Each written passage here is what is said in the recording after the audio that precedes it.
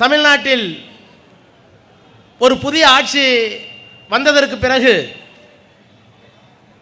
ஒன்றியத்தில் இருக்கின்ற ஆட்சியில் நடைபெறுகின்ற அக்கிரமங்களை, குறிப்பாக தமிழ் இனத்திற்கு, தமிழ் மொழிக்கு, எதிர்கால தமிழ் சமுதாயத்திற்கு செய்து கொண்டிருக்கிற தீங்கை கண்டிப்பதற்கு யோகியதை இல்லாத ஒரு அரசாங்கம் இங்கே இருக்கிறது.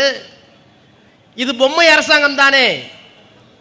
நம்முடைய டி.கே. சிவகுமார் கர்நாடகத்திலே முதலமைச்சராக பொறுப்பேற்றவுடன் சொன்னாரே, நாங்கள் மேகதாது அணையை கட்டுவோம், இப்போது அங்கே ஸ்டாலின் இல்லை, அதனால் கட்டுவோம் என்று சொன்னாரே. அப்படிப்பட்ட துணிச்சலோடு திராவிட முன்னேற்ற கழகம் ஆட்சியிலே இல்லை என்பதற்காக தொடர்ந்து நீட் என்கின்ற தேர்வை இந்த ஆண்டும் ஒத்திவைத்து மீண்டும் நடத்த இருக்கிறது ஒன்றிய அரசு. சிபிஎஸ்இ என்று சொல்லக்கூடிய மத்திய ஒன்றிய அரசாங்கத்தினுடைய பள்ளிகளில் இப்போது சமஸ்கிருதத்தையும் சேர்க்கிறார்கள். திராவிட முன்னேற்ற கழகத்தின் சார்பில் இதை கண்டிக்க வேண்டும் என்பதற்காக இந்த ஆர்ப்பாட்டம். நண்பர்களே, ஒரு நிமிடம் எண்ணி பாருங்கள். எங்களுக்கு கொள்கை எதிரி திராவிட முன்னேற்ற கழகம், எங்களுக்கு அரசியல் எதிரி திராவிட முன்னேற்ற கழகம், கொள்கை எதிரி பாஜக என்று சொன்னார் இன்றைக்கு இருக்கிற முதலமைச்சர். அது பாசிசம் என்றால் இது பாயாசமா என்று கேட்டுவிட்டு ஆட்சி பொறுப்பிற்கு வந்தார். நான் கேட்கிறேன், தமிழ்நாட்டுடைய முதலமைச்சராக ஆகிவிட்டீர்கள், எப்படி ஆனீர்கள்? இப்போது விளக்கம் சொல்லிக் கொண்டிருக்கிறீர்கள்.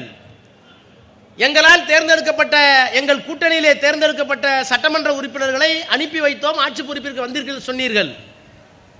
அதற்கு இவர்கள் பதில் சொல்லிக் கொண்டிருக்கிறார், நாங்கள் அவர்களை அமைச்சர்களாக ஆக்கியிருக்கிறோம் என்று சொல்கிறார். அமைச்சர்களாக ஆக்குவதற்கு உங்களுக்கும் வெட்கமில்லை, அமைச்சரை பொறுப்பை ஏற்றிருக்கின்ற அந்த கட்சிகளுக்கும் வெட்கமில்லை. ரெண்டு பேருக்கு அரசியலில் வெட்கமில்லாத ரெண்டு பேர் சேர்ந்து கொண்டு நாங்கள் ஆட்சியை நடத்துகிறோம் என்றால் நாங்கள் ஏன் வருத்தப்பட வேண்டும்? நாங்கள் ஏன் வருத்தப்பட வேண்டும்? இதற்கு முதலமைச்சர் அந்த ஸ்கிரிப்டை மட்டும் பார்க்காம படிக்கிறார். நேற்று ராத்திரி ஃபுல்லா ரிகர்சல், மற்றதெல்லாம் பார்த்து படிக்கிறார். கரெக்டா நம்மளை திட்டும் போது மட்டும் ராத்திரி ஃபுல்லா ரீல். முன்னாடி எனக்கு கிடைச்ச தகவல், நிலைக்கண்ணாடிக்கு முன்னால் நின்று பார்த்து 3 முறை 4 முறை மனப்பாடம் பார்த்து என்னவெல்லாம் சொல்லலாம் என்று. நான் கேட்கிறேன், நாங்கள் தான் எங்கள் கூட்டணியில் இருந்து சட்டமன்ற உறுப்பினரை தேர்ந்தெடுத்தோம், ஒரு தேர்தல் வரக்கூடாது என்பதற்காக உங்களுக்கு அனுப்பி வைத்தோம். ஆனால் அதற்கு பிறகு அவர்களுக்கு அமைச்சர் கொடுத்திருக்கிறேன் நான் என்று மார்த்தட்டி கொள்கிறீர்களே, இப்படி சொல்லுவதற்கு ஜனநாயகத்தில் உங்களுக்கு வெட்கமாக இல்லையா? போனவர்களுக்கு தான் வெட்கமில்லை என்றால் உங்களுக்குமா வெட்கமில்லை?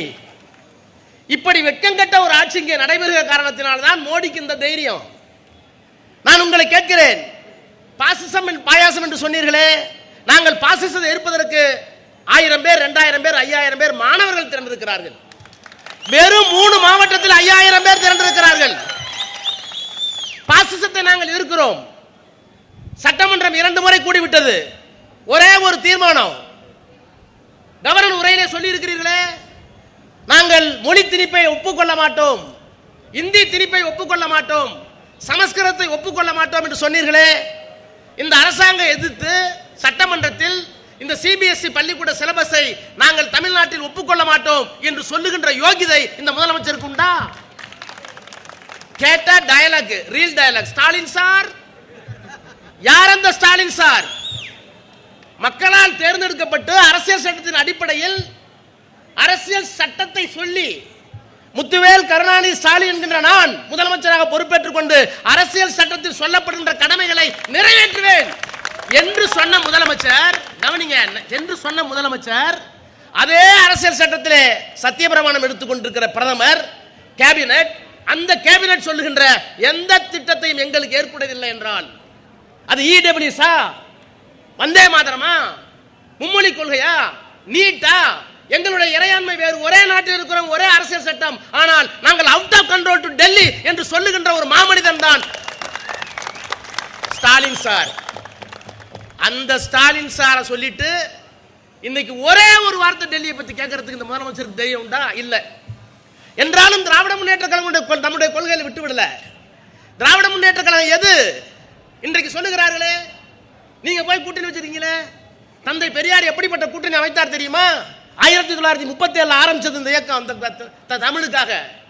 மறைமலை அடிகள் தூய சைவம் பேசியவர், தென்னாடுடைய சிவனே போற்றி எந்நாட்டவர்க்கும் இறைவா என்று தினந்தோறும் பூசித்தவர். காசு பிள்ளை யாருன்னு தெரியுமா? முதல்ல தமிழ்ல நான் பிராமின்ல எம்எல் படிச்ச ஒரே ஒரு ஆள், முதல் ஆள் காசு பிள்ளை. அவர் பெரியாருக்கு எதிர்த்தரப்புல இருந்தார்.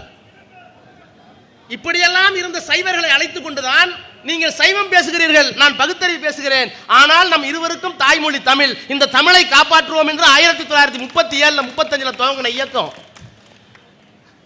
அந்த பாரம்பரியத்திலே வந்த நாங்கள் அண்ணாவால், கலைஞரால், பெரியாரால், அதற்கு பிறகு முத்துவேல் கருணாநிதி என்ற மனிதனுக்கு பின்னால் நின்று கொண்டு நாங்கள் மொழிக்காக போராடுகிறோம். இப்படி பேசுகிற யோகிதை உங்களுக்கல்ல. முதலமைச்சர் அவர்களே, உங்களிடத்தில் இருக்கிற எந்த டப்பாவுக்காவது, எந்த சோபா செட் டப்பாவுக்காவது இருக்கா? இந்த வரலாறு தெரியுமா? தெரியாது.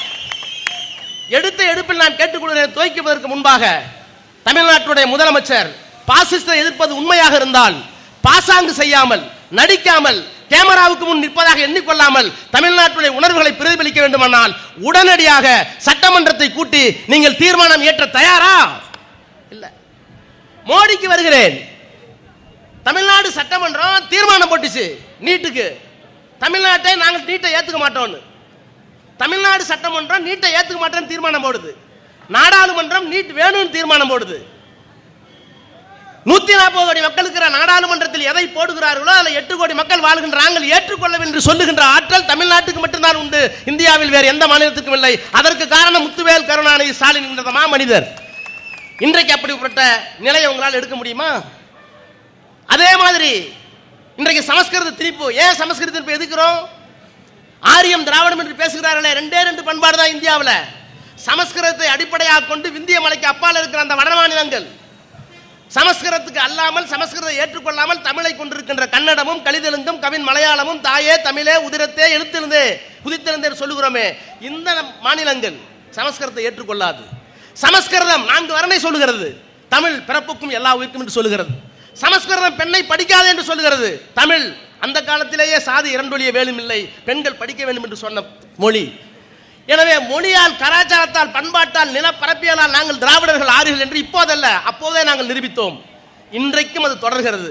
நான் மோடி அவர்களுக்கு சொல்கிறேன், திராவிட முன்னேற்ற கழகம் ஆட்சி பொறுப்பில் இல்லை என்று DK சிவகுமாரை போல நீங்களும் கொக்கரித்தால் எங்களுடைய தலைவருடைய அனுமதியை பெற்று விரைவில் மாணவரையும் இளைஞரையும் தமிழ்நாட்டுடைய சிறையை ஒட்டுமொத்தமாக நிரப்ப முடியும் என்பதை தெரிவித்துள்ளேன். ஆளுங்கட்சியில இருக்கிற போது எங்களுக்கு இருக்கிற அடக்கம், ஆளுங்கட்சியாக இருக்கிற போது எங்களுக்கு இருக்கின்ற அமைதி, எதிர்கட்சியாக இருக்கிற போது அந்த சகிப்புத்தன்மை, அந்த அடக்கம், அமைதி இருக்குமா என்று எங்களால் சொல்ல முடியாது. தலைவர் எங்களை கட்டுப்படுத்தலாம், ஆனால் இந்த வயதில் கூட தியாகம் செய்வதற்கு முன்வரை வென்றால் என்றைக்கு இந்த இனத்தையும் மொழியையும் காப்பாற்ற போகிற உணர்வு இந்த மக்களிடத்தில் இருக்கிறது. எனவே இன்றைக்கு தொடக்கி வைக்கப்பட்டிருக்கிற ஆர்ப்பாட்டம் மோடி அரசாங்கத்திற்கு எதிர்ப்பான மட்டுமல்ல, அந்த மோடி அரசாங்கத்திற்கு மௌனம் காத்து முட்டு கொடுத்து கொண்டிருக்கிறது இந்த சோபா செட் அரசாங்கம். இந்த அரசாங்கத்துக்கு சேர்த்துதான். முதலமைச்சருக்கு தைரியம் இருந்தால், முதலமைச்சருக்கு உள்ளபடியே மொழியின் மீதும், இனத்தின் மீதும், தமிழ்நாட்டின் மீதும் அக்கறை இருந்தால், எப்ப பார்த்தாலும் பழைய ஆட்சியை குறை சொல்லி தானே ஆட்சிக்கு வந்த பிற்பாடு நீ என்ன கிழிக்க போறன்னு சொல்லு. ஒரு அரசியல் கட்சி ஆட்சி மாற்றத்துக்கு வருகிற போது தேர்தல் நேரத்தில் குறை சொல்லுவாங்க. உண்மையா போய் அப்புறம் இந்திரா காந்தி சட்டமே ஒன்று எங்களுக்கு கொடுத்தாங்க, ஓட்டு போடல. ராஜீவ்காந்தி சட்டமே ஓட்டு போடல. எம்ஜிஆர் ஆஸ்பத்திரி ஓட்டு போடல. அதெல்லாம் உணர்ச்சி வசப்பட்டு போட்டாங்க. ஆனா அதுக்காக திரும்பவும் இந்திரா காந்தி சாவடிப்பீங்களா? திரும்பவும் எம்ஜிஆர் ஆஸ்பத்திரி அனுப்பணுமா? லூசுங்களா நீங்களாம்? குறை உண்மையா போயான்னு சட்டமன்றத்தில் சொல்லு. ஆனா வந்ததுக்கு பிறகு பாசிசத்தை என்ன செய்ய போகிறாய்? உங்க கொள்கை தலைவர் வச்சு தந்தை பெரியார், காமராஜர், வேலு நாச்சியார் இவங்க எல்லாம் வச்சிருக்கீங்களே, நான் சொல்லட்டுமா? எனக்கு சந்தேகம் இருக்கு.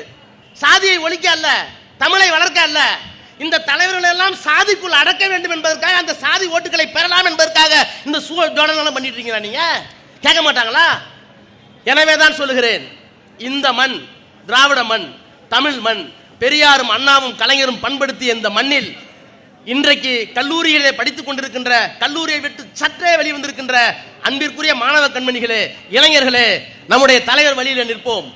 தலைவர் ஆணைக்கு கட்டுப்பட்டு விரைவில் ஒன்றிய அரசாங்கத்தை எதிர்த்து, மாநில அரசாங்கத்தை எதிர்த்து தலைவர் அனுமதித்தால் இதைவிட இன்னும் பெரிய போராட்டத்தை நாடு தழுவிய அளவில், தேவைப்பட்டால் தமிழ்நாட்டுடைய சிறைகள் முழுக்க நிரம்புகின்ற அளவில் தலைவருடைய அனுமதி பெற்று நடப்பதற்கு நாம் சித்தமாக இருக்க வேண்டும் என்று சொல்லி, இந்த அருமையான ஏற்பாட்டை செய்திருக்கின்ற அத்துணை மாணவர்களுடைய நிர்வாகிகளையும் தலைமை கழகத்தின் சார்பில் தலைவரின் சார்பில் உங்களை பாராட்டி வணங்கி விடைபெற்று இதை நான் தொடக்கி வைக்கின்றேன்.